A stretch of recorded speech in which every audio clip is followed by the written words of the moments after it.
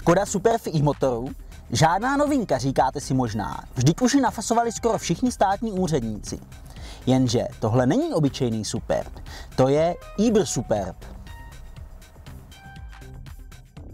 Nehledě na to, že s těmi velkými nápisy auto vypadá jako od kolotočů, je tu několik zajímavých věcí. Šestiválec Dove je stejný jako ten, který má česká Cobra 11 ve svých Passatech. Tady je sice naladěný na menší výkon, ale 260 koní taky ujde. Standardně montovaná dvouspojková převodovka DSG posílá točivý moment motoru na všechna 4 kola. Nečekejte ale levnější Audi S4.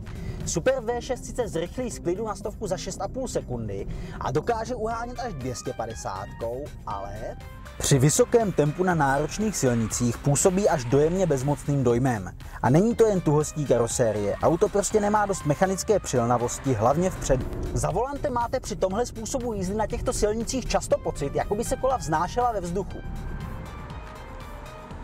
Že se s takovými auty takhle nejezdí? Ale jděte.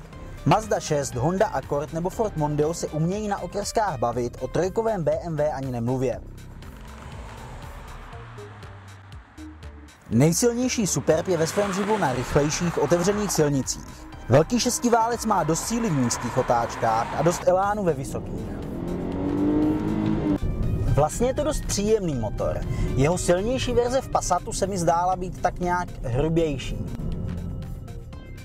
Naše plně vybavené auto mělo spoustu vymožeností, jako je navigace Columbus, řazení na volantu nebo sound systém značky Sound System.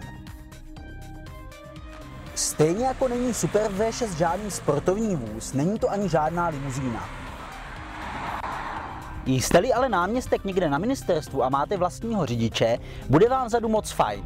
Dostanete nejen obscénní místo pro nohy, ale taky vlastní ukazatel vnější teploty.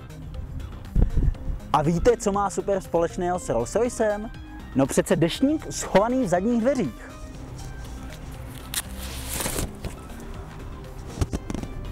Upřímně, já bych asi zvolil verzi 1.8 TSI, kterou považuji za vyváženější kombinaci motoru a podvozku. Superb V6 je ale technicky zajímavé auto a spoustě lidí bude imponovat už jen svým postavením na vrcholu modelové řady. Vždyť je to nejvýkonnější a nejrychlejší sériově vyráběná škodovka všech dob. A to není málo.